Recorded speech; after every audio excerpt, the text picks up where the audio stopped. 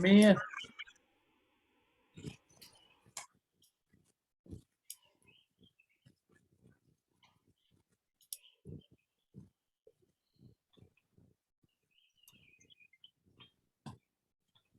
Welcome, everybody. We're just getting situated. We have lots of people joining today, which we're really grateful for. And so it'll be a couple minutes as we welcome everybody in, and then we will get started. And I am wondering if somebody from the organizers wants to say a few words at the beginning. There's someone who does? Oh, there's Latanya. I'll ask her when she gets here. If everybody could please mute your microphones, that would be great. We will be taking questions in the chat. And once we get started, so feel free to use that, and we will make sure to answer questions in the order that we get them. Latanya, I see you are here, yes, and I'm wondering if you wanted to say a few words to welcome everybody before we jump in and get started.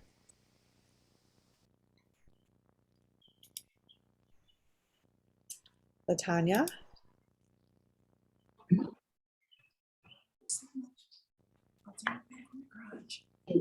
Latanya, I'm wondering if you wanted to say a few words of welcome.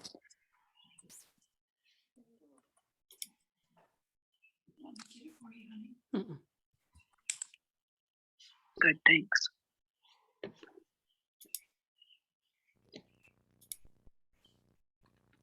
All right, well then maybe not. Okay, so what we're going to do is Stephen will be here in a couple of minutes. He's running a little bit late, and so what we're going to do is we're going to start with a little video that sort of explains what we're all about and sets up the stage for this conversation about civility. So I'm going to share my screen and we will start with that.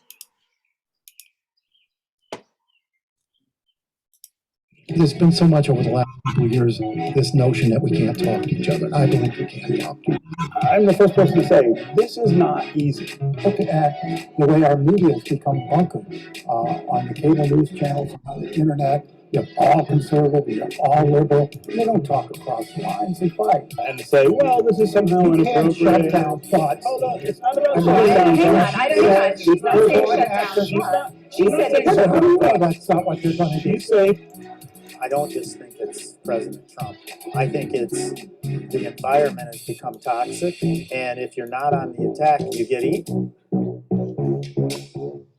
When they sat down together and talked about the work they did to have a friendship, I'm like, how in the world? Both of us have been made better in the work that we do by the relationship we've been able to build with, it's tense at times. Sometimes it is uncivil. You see it on TV. Even among political commentators, if you will, and opinion journalists, there isn't that much interaction today. There's not that comfort level for people to have good, healthy debates and discussions. The sort of key word for this project is the ability to sit and listen to someone else's story, and listen in a way that really respects what they're saying, as opposed to anticipating what you might say in response. And I'd like to play a clip showing that the president found the people he needed to perpetuate his claims of fraud. Hey, so somebody has their microphone unmuted. I'm going to ask everybody who has arrived to mute your microphone, please. And we will get started. So welcome, I'm Lynn Golodner. I am the director of the Civility Project, which is the vision of Stephen Henderson and Nolan Finley. And we host civility sessions to introduce people to these two visionaries and their unique friendship and how it has built new concepts of civility over time, and also to offer some tips and techniques for how you can do what they're doing in your relationships and your workplaces. So today's session will feature the two of them in conversation. Stephen's going to be here in a minute, so my apologies that he's not here right now. But we'll start with Nolan as introducing what this is all about, introducing himself, and then we will add Stephen as soon as he gets here. Please use the chat for your questions. That's where I will be monitoring, and I will flow the questions into our conversation today. And we look forward to doing this. So Nolan, why don't you kick it off? Well, thanks, Lynn, and thank you all for being with us today. We appreciate such a large crowd, and we appreciate your interest in this. As Lynn said, this is a project, the Civility Project, is something that grew out of the relationship between myself and Stephen Henderson. And for those of you who don't know us, again, my name's Nolan Finley, and I'm the editorial page editor of the Detroit News. It's a conservative newspaper. And when I first started working with Steve Henderson, he came back to Detroit as the editorial page editor of the Detroit Free Press, a progressive newspaper. And so, of course, folks wanted to put us together to watch us fight on television. Nolan, we can't hear you. Your sound just went out. Yeah, we can't hear you. Can't hear anything you're saying. So, okay. Sorry, guys. Technical difficulties.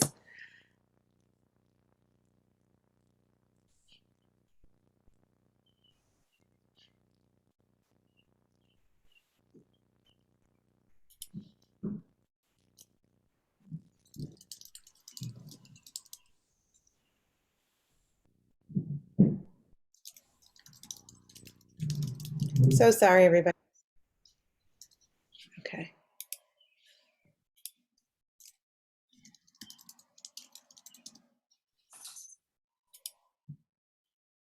Recording in progress. Nolan, you've got feedback.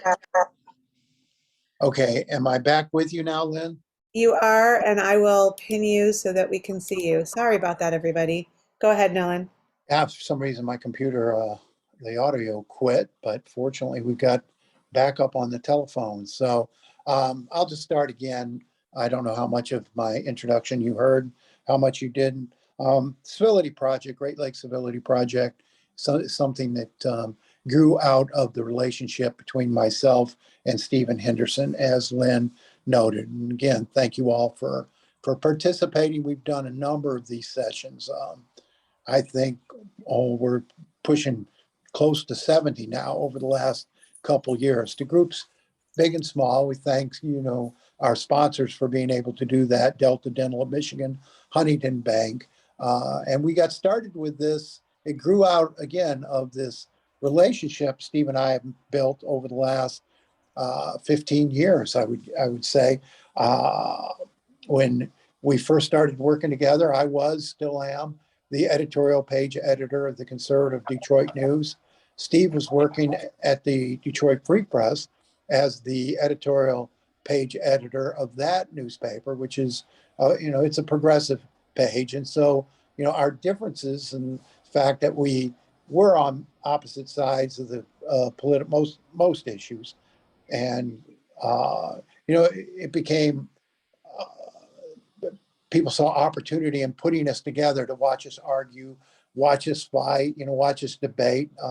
And we did that a lot on television, on radio, personal appearances. And, I think you saw from that sizzle reel, we have some pretty passionate disagreements. We get angry, we get loud, and, we can go after it pretty good. But, over the course of time, we also discovered that despite the passion of our disagreements, that we were becoming pretty fast friends. And we managed to remain friends, even though we didn't avoid discussing the things we disagreed about. In fact, we embraced our disagreements and continue to go after it. And so a lot of folks found that odd. A lot of folks found that strange. A lot of folks questioned him and I. How could you be friends with that person? How could you, how can you tolerate him? And we got a lot of that. We started thinking, there may be some opportunity in that. And so we began at the start, just bringing small groups of people, some of, his progressive associates, some of my conservative associates together, in the back room of local bars, where over bourbon, we would ask people to just talk to each other, get to know each other, and not talk about the things they disagreed with, but to try to find some common ground, some understanding. And it worked well. And those sessions got bigger and bigger and finally formalized into this civility um, project where we do the same thing. We ask people to get together and try to find some understanding, to try to find some knowledge in each other, to try to find some good in each other, despite their differences. And, our core principle here at the project is that all good people form their opinions or come to their opinions in the same way. They take the information, the data available, they run it through the filter of their own personal experiences and values, and they come up with a point of view. And if it's different than yours or mine, doesn't make them evil. It doesn't make them suspicious or sinister or stupid. We tend to assign those qualities to the people who disagree with us. But once we understand they've come to their opinions through the same process we have, the next step then is to try to figure out what those values and experiences are. And we ask people before they start talking about politics, before they start scrapping about their differences, to just sit down and ask about where they came from. What their personal experiences are, what their values are, and why they hold them. And, at the end of these conversations, people aren't any closer to agreement, and we don't expect them to be. But with that understanding that their points of views, their opinions are rooted in concrete things and aren't just pulled out of the air. Once we understand that, it's a lot easier to build the respect needed for a civil conversation. And when Steve and I talk about civility, we're not talking about this macro goal of bringing everybody together and ending all division in the country and all disagreement. It's not our goal. I'm not sure we even want that. What we're trying to do is tone down the hate. And there's a tremendous, I think everybody would agree, tremendous amount of hate in our society today.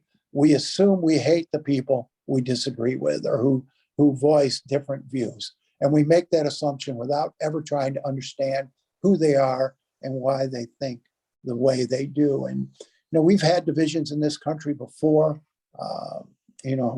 I've certainly seen divisions when I was growing up from the anti-war movement and the civil rights movement. And we were divided many, many times throughout my lifetime as a country and throughout our history as a country.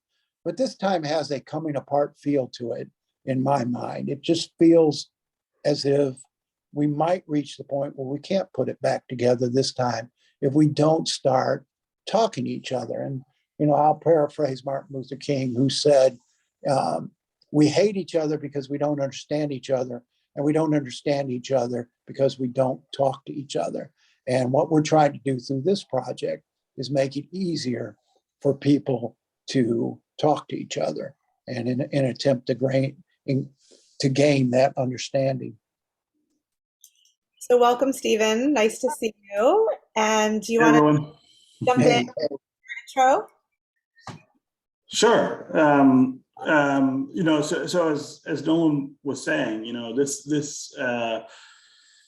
this project, I think, is probably best understood as sort of an outgrowth of what we've experienced over the last 15 years of working together and kind of being thrown into work together, but also becoming friends and moving to a space where we are able to maintain a friendship even though we just really bitterly disagree about about almost anything. I mean, name the policy or political subject, and you get two different point of views for sure from the two of us. The one thing I always like to emphasize when we start talking about this is how the urgency for this has changed over that 15 years. When Nolan and I first started, debating each other on television and radio and other places it was 2007. And if you think back to that time, we were facing a pretty contentious presidential election at that point. The country was pretty divided, and especially after that election, the country was pretty divided about the outcomes. But if you fast forward 8 years from there to 2016, think about the outcome of that election and the way that people reacted and the things that came apart as a result of that election. And then fast forward, 6 more years to now, people are not able to have conversations within their own families that they were able to have 5 or 10 years ago. They're not able to have conversations in their neighborhoods or in their schools or, any social environment. It's become harder to talk about these things. And what we are encouraging and what we are trying to encourage is talking about these things. One of the things that I think is a real virtue of the relationship between me and Nolan is that we can talk about just about anything, and we will talk passionately about it, and we'll argue about it, and we will disagree, and we will not, neither one of us will back down really from the position that we hold. We're able to do that because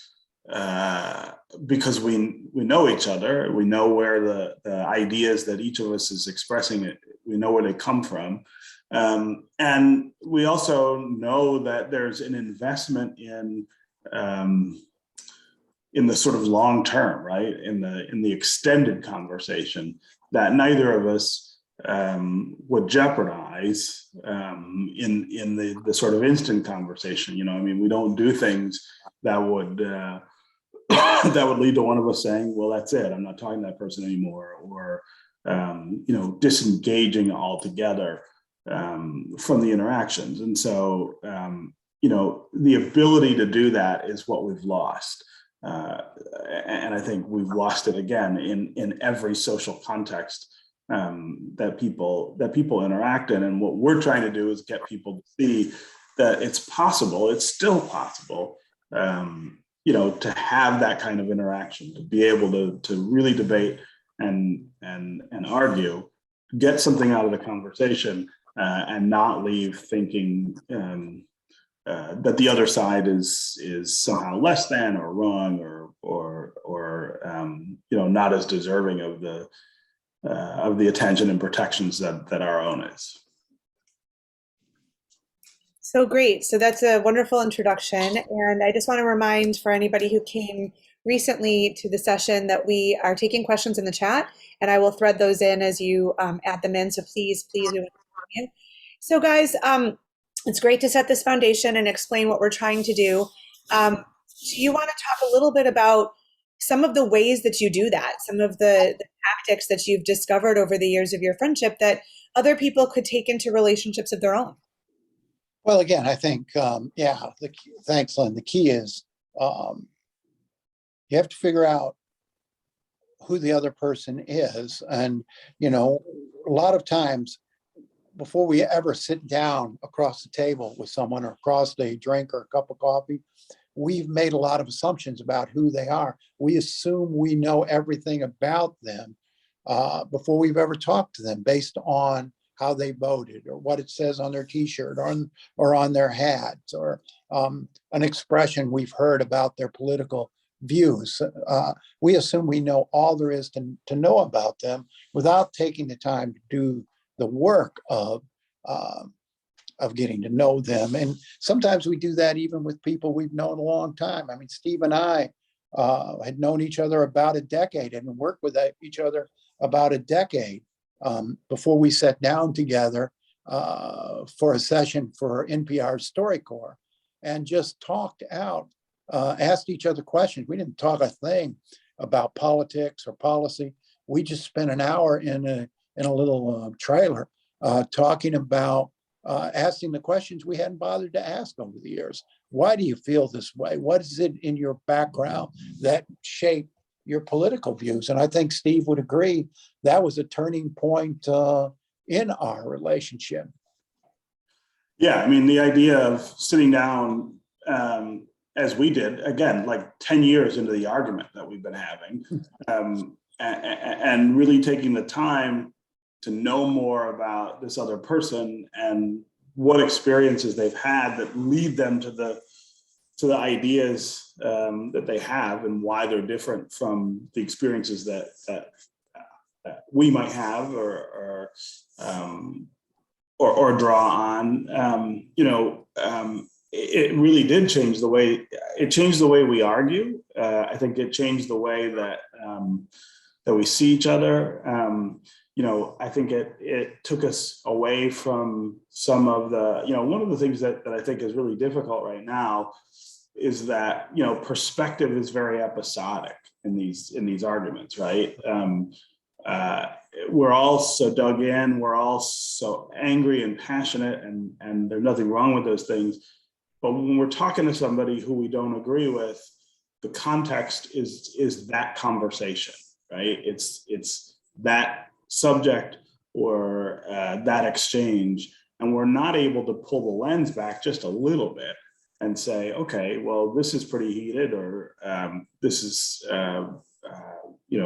even angry, but there's a bigger picture here to the exchange. And so, having done that really has changed the way that we do argue with each other. And it certainly changed the understanding that both of us have of the other. One of the things that we do in the Civility Project is ask people to flip that process on its head. Don't spend 10 years arguing with somebody before you know who they are. Don't spend 10 years sort of brooding over the things that they say and reacting to them without really knowing where they come from. Try to front that conversation about values and why, right? Why do I think this? Where did I get it? What are the things that happen that lead me to this? When you understand that about somebody, it does make it, it makes it about a broader exchange and a longer term exchange. And it tamps down on, again, the assumptions that people make and then the reaction to those assumptions. And so then, why do this? It's perfectly comfortable to only interact, to only discuss things, to only talk with the people who share your opinions, to share your viewpoints, to sort of bunker down in a very comfortable world. We see where that's taking us. It's not taking us anywhere good. I mean, the suspicions we have about one another, the resentment we feel toward each other is pulling us further and further apart. And we're not getting anywhere in terms of solving our shared problems or even having positive conversations about productive conversations about our shared problems. Before the last election, I saw a poll, 72% of people said they never talked to anybody who had different political beliefs than them. And so you've got to see the value in learning and talking and try to understand what's going on with the people on the other side of the divide before we can start closing it. And again, we're not trying to bring people to universal agreement on every issue. We're trying to start positive conversations and productive conversations to tone down the hate. And I think that's a worthy goal. But, before you enter these conversations, you've got to buy into the idea that there's value in talking to people and building relationships with people who aren't exactly like you politically. You've got to see the worth in that. And for us, for me, I talk to Steve because even though I'm not going to agree with his opinions and I'm never going to bring him around to my viewpoints, the back and forth, the exchange of ideas, the understanding of his views and what motivates them, I find value in that. It helps sharpen my own opinion.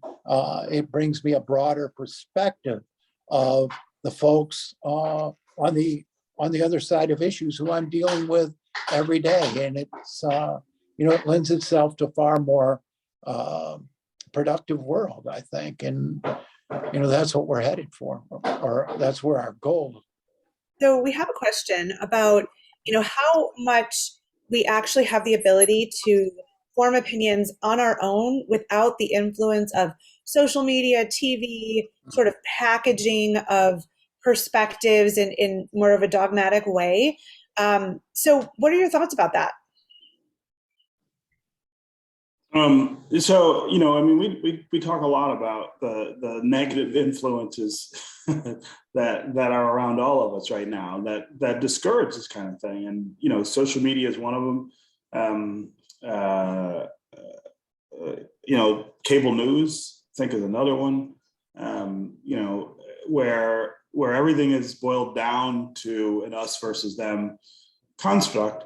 But also where the kind of negative behaviors we're talking about, shouting people down, not listening, shutting people out, are rewarded. I mean, you get more followers on social media for behaving that way than you do for interacting in a constructive way, and the ratings go up on cable news.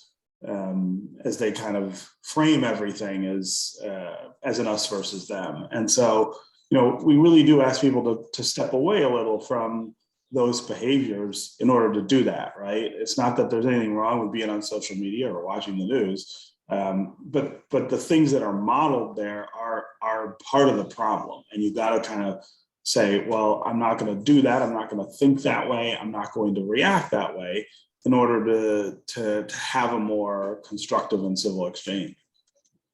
And there is a lot of pressure towards conformity and towards groupthink today, that we're presented. If we want to be a member of this group, this party, this organization, we're presented with this prepackaged box of beliefs and opinions that we have to endorse, or we're not welcome. And I think that's why you see in our political parties today such polarization and so little moderation, so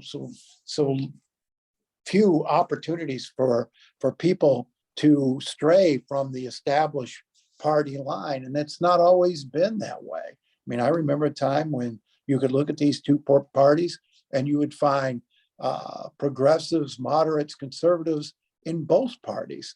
And, to come to consensus, you had to bring together those forces in both parties. And, it's not even, that's not even part of our conversation today. Almost everything is straight party line, done on a straight party line vote. So, we lurch from from election to election, from one extreme to another, and to the victor goes the spoils.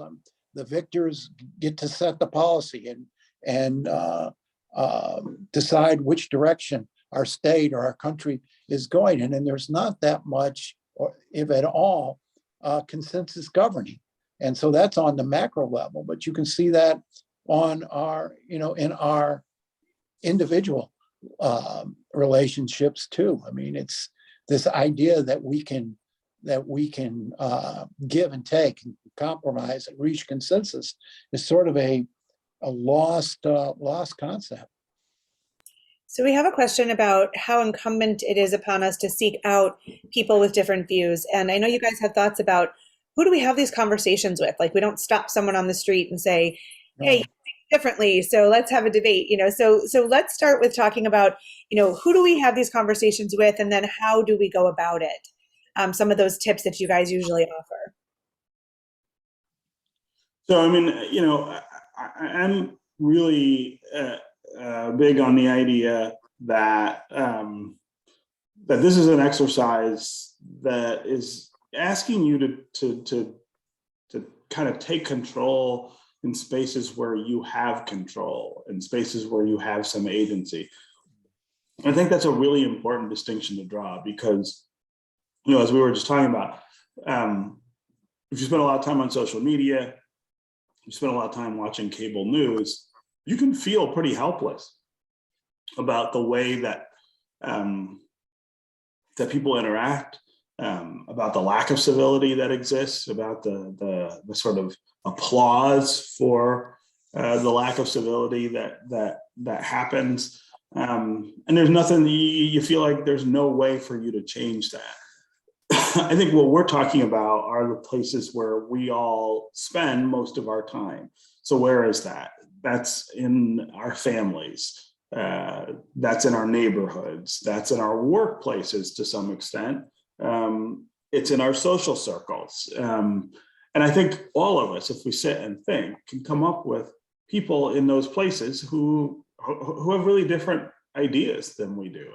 You know, the thing that I think has become so evident over the last 6 years in particular is the division among family members, that siblings and parents and children and, you know, other kinds of relatives.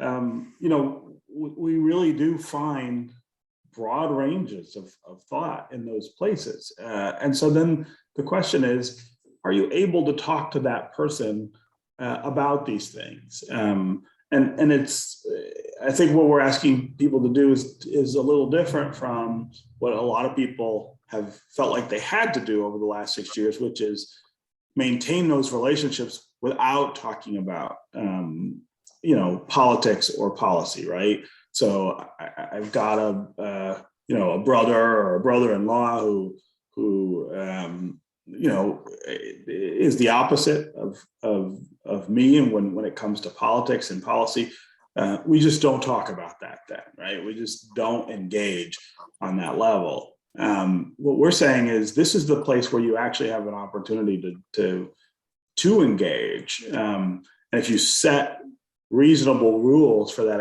engagement, reasonable expectations for that engagement, you actually can have this kind of exchange and maintain the relationship. And so those expectations really do frame how you go about doing this. And I'll let Nolan talk about what those expectations look like. Yeah, and you know, I think that's key. You have to have honest goals for the conversation. What do you hope to get out of it? Are you going into this conversation because you want to score points, you want to win the argument, you want to beat the other person into the ground?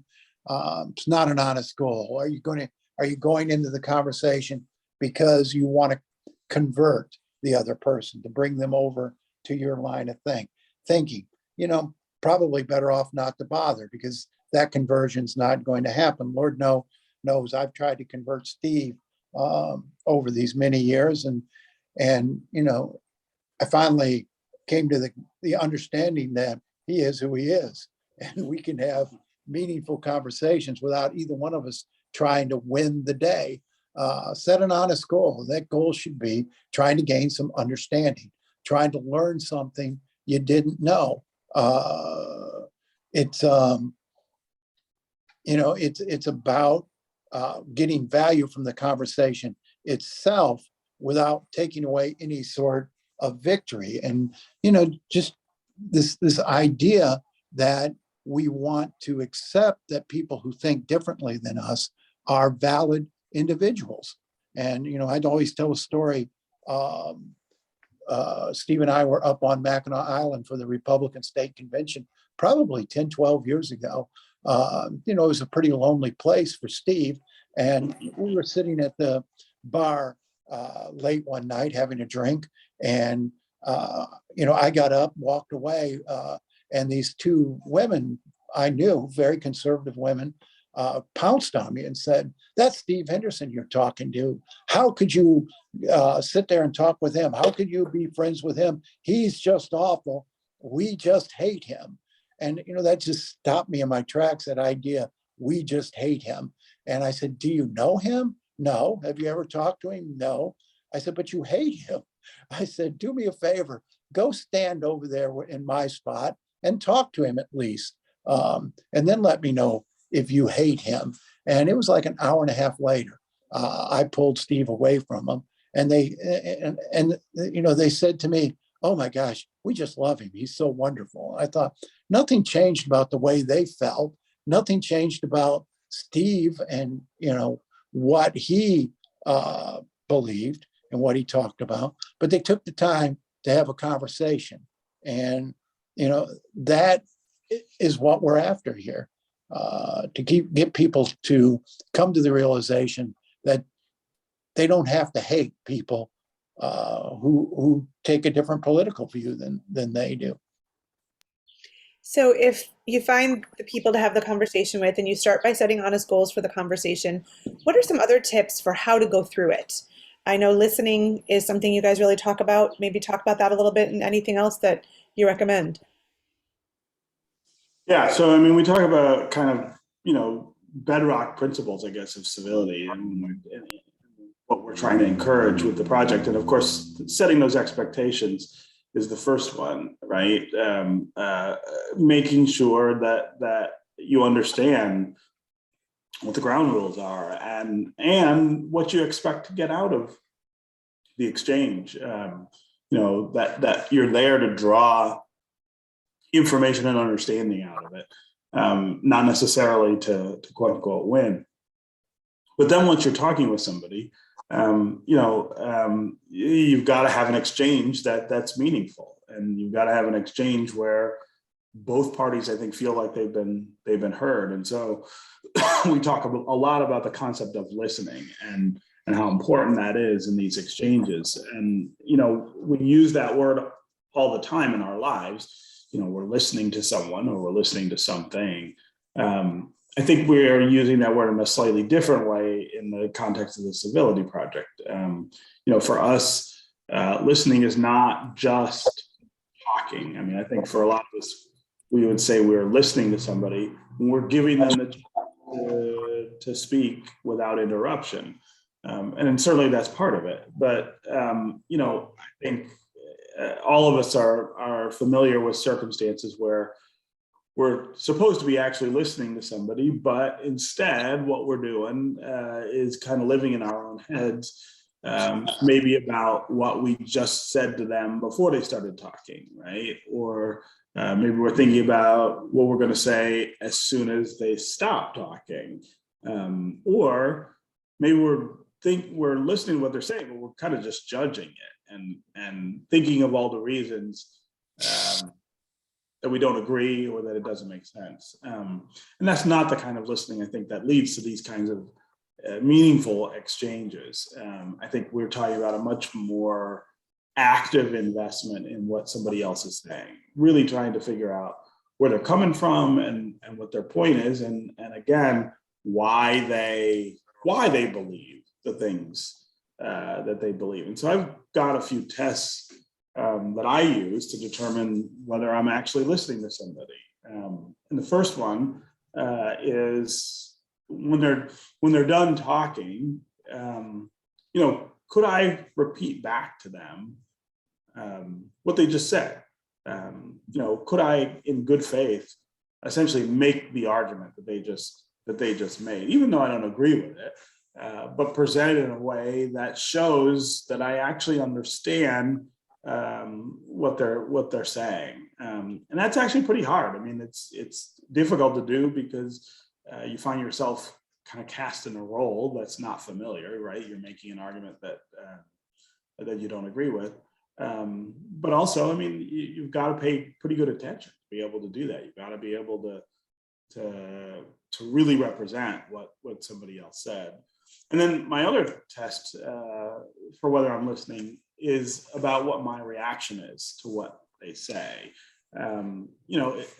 I find that if I'm really listening to somebody, when they're done talking, I have questions about what they were saying. I mean, I want to be, I want to know more about what they're saying and what they believe.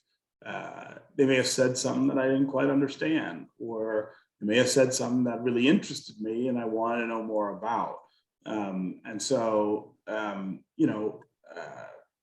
having those questions, even if they're just in my mind, tells me that I'm actually really paying attention to that person. I'm actually investing in what they're saying, and I'm not just sitting there and not talking.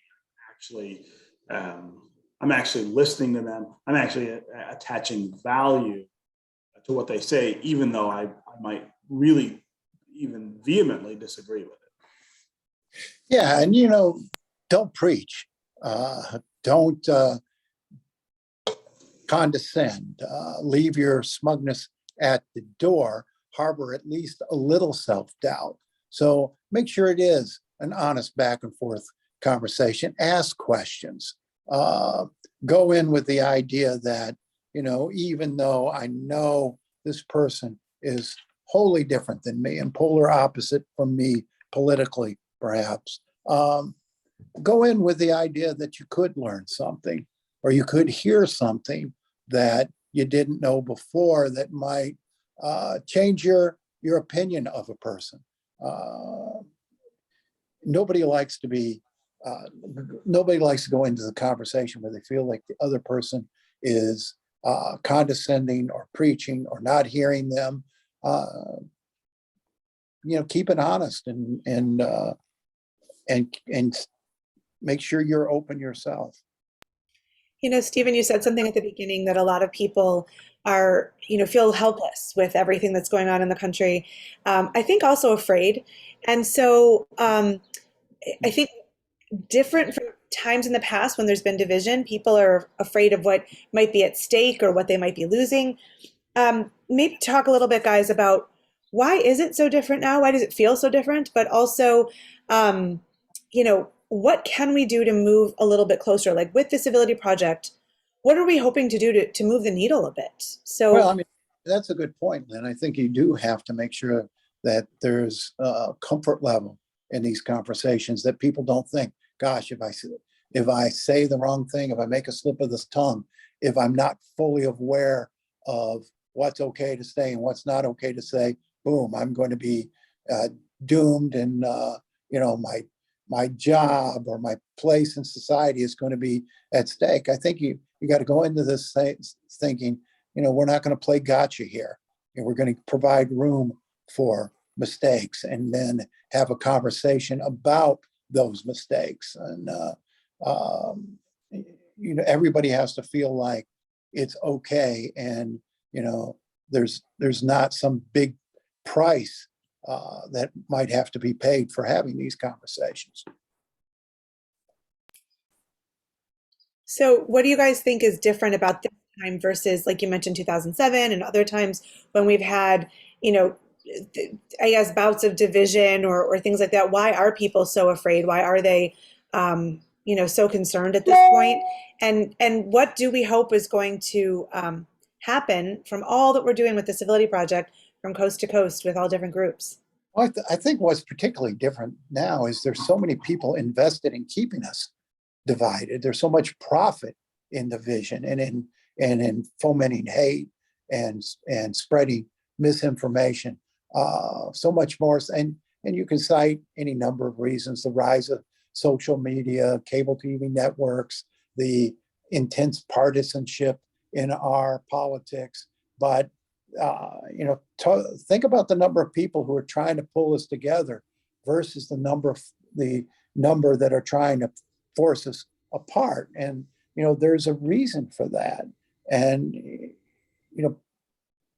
people think fanning the flames of fear is the surest way to build a support base and to gain power, whether it's political power, power in the media, or whatever.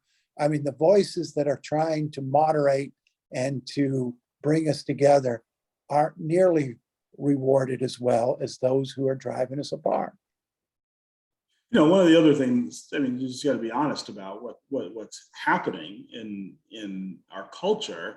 The tremendous demographic change that's underway, is attended by at least the suggestion of a redistribution of power in our country. I mean, power has been concentrated for a really, really long time, since the beginning, in a very few hands, and race and gender and cultural background have informed all of that. All of that is loosening up in a way that is creating a lot of fear and trepidation and uncertainty that I think has us all dug in a lot in a lot different way than we have been before. And you know, I'm somebody who thinks that change and that power redistribution is long overdue, and it's something that should be happening. But I'm also really aware of how that must feel on the other side too, right? I mean, it's not that I don't think we ought to be changing. It's that I understand that change has an effect on people whose expectations are being turned upside down, and so their reaction to what's happening is more intense. And you know, I think that's one of the hardest things to kind of manage right now is whichever side of that equation you're on, trying to at least see what it's like for the other side. And it's not that you have to be empathetic, but I think you got to understand, and that's about knowing where people are from, and knowing how they come to the opinions and ideas that they have. You know, the truth is, the pluralism that I think we're headed for demands an understanding across cultural and racial and gender lines that we have never had before. The self-governing that this country is kind of, you know, really predicated on depends on that, and that's just as hard for those of us who are pushing for that change to do as it is for the people who are resisting that change. So we have a question about how you begin to engage someone with radically different views from yours. And the same person asked, you know, it must start with mutual accessibility. And you guys have talked about this before, that if there are people who have, you know, really radically different perspectives, is that the person you want to start with? Or how do you sort of try to find some way to have a conversation with them? You know, I think we would all agree that there are some people just out of range.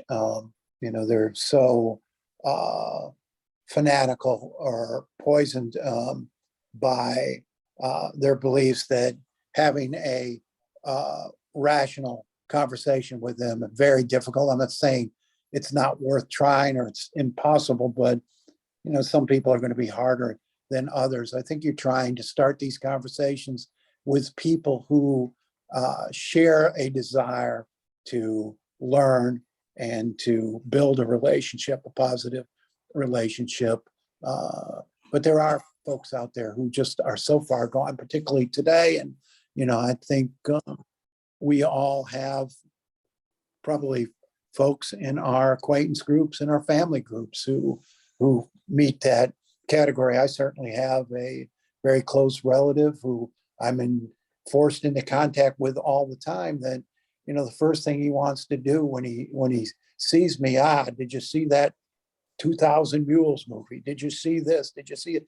You know, it's that constant, you know, a lot of people have just flat out lost their minds over the last few years. And, you know, it's a lot harder, but, you know, my approach to him is just to, you know, ask him a question, ask him, you know, to turn the conversation back toward him. Why do you think that way? What makes you believe this is true? And that's a good start. If you start right in saying, you know, that's a load of crap and I don't know what's wrong with you, blah, blah, you're not going to have any sort of productive conversation. So if one is possible at all, you've got to start by, you know, trying to draw people out and ask them why they think the things they do, and gently, if possible, explain some of the, you know, false narratives that they've been seduced by. Anything to add, Stephen, to that? No, I think that's a good summation of that. Awesome. So we have a few minutes left, and I do want to encourage people we haven't heard from to put their questions in the chat. We'd love to hear from you before we finish today.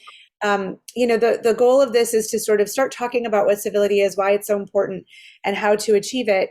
And we will be doing other programs, longer programs, where we can put this into action. We're working on a Civility Day right now at Oakland University in September. And we'll be sending you guys info in case that's something you'd like to engage in and have some hands-on experience, and almost like a speed dating format to try to have conversations with people you don't know and employ some of these tactics. Do you guys have, I guess, any like summative thoughts about, well, we've laid it out, we've given some tips, so where do we take it from here? Where do we leave this Zoom and start to make some change or some progress? Yeah, I think we all have to practice civility in our own lives, and we all have to commit to civility. And when we say civility, we probably should have said us at the beginning. It doesn't mean everybody sits around in a circle singing camp songs and hugging one another. I mean, you're going to have disagreements, and that's okay. I mean, our system depends on vigorous dissent and folks fighting out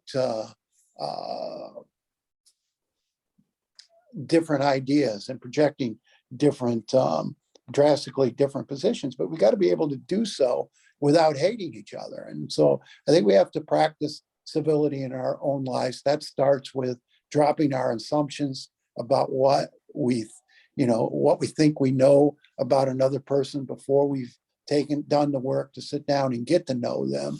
And watch your own language.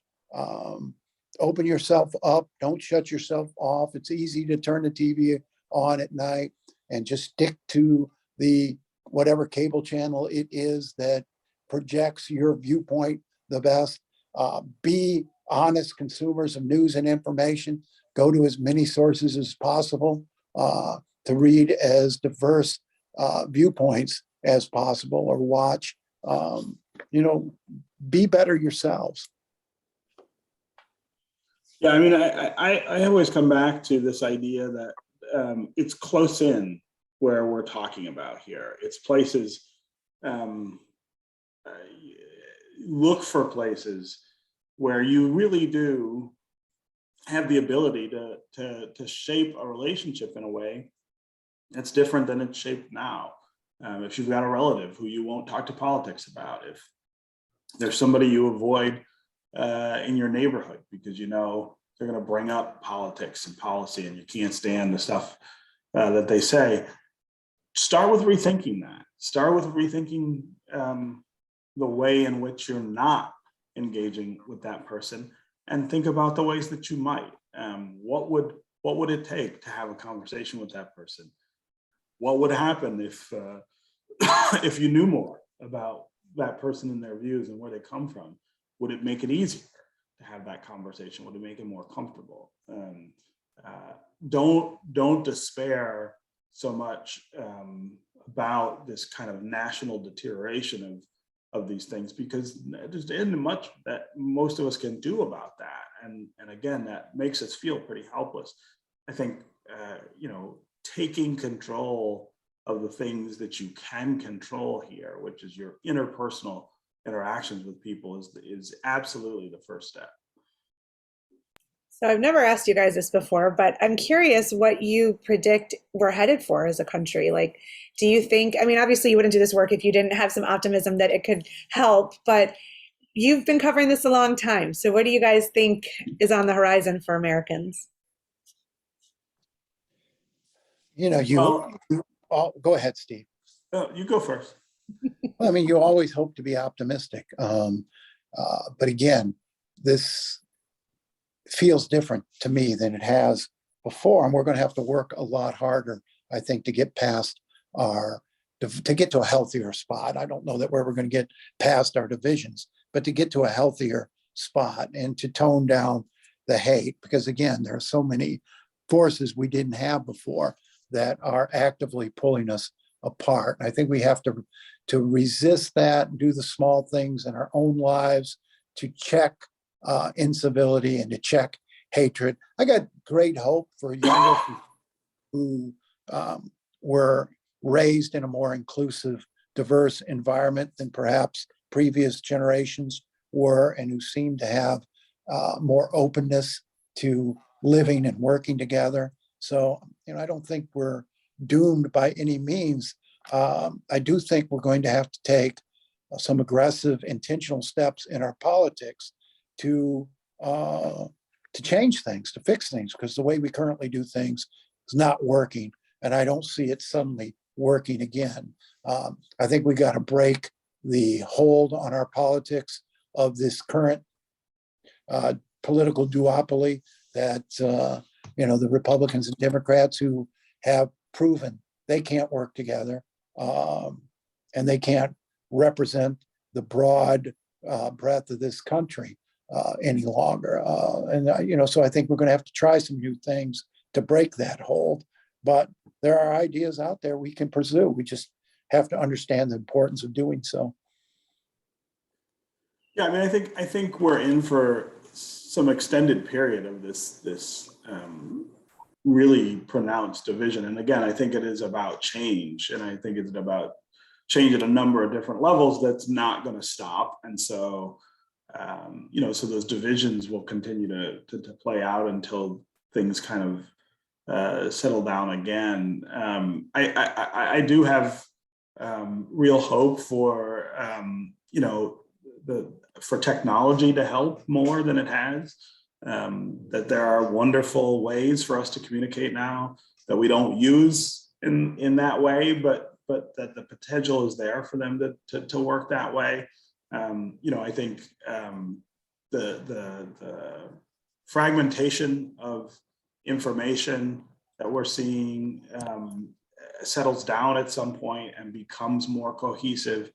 As the news business sorts its problems out, and social media figures out how to be more of a publisher or a platform for actual information. I mean, there's just a lot that's roiling right now that's causing this, and it's a matter of getting the right pieces to kind of settle at the same time to be able to move forward. But I think that will happen. I just don't think it's going to happen by the next presidential election, for instance.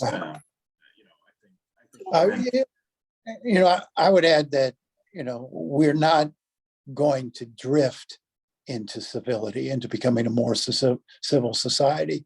There's not some natural cycle that's going to bring us back together again. This has got to be intentional. We're going to have to work really hard at understanding each other and accepting each other better than we're doing now. It's a great way to end. So thanks so much, you guys. Thank you to everybody who attended. And we're really grateful to University of Michigan for sponsoring this, and Delta Dental and Huntington Bank for making this possible and bringing us to you. So thanks so much, and everybody have a great day. Thank you. Thanks, everyone.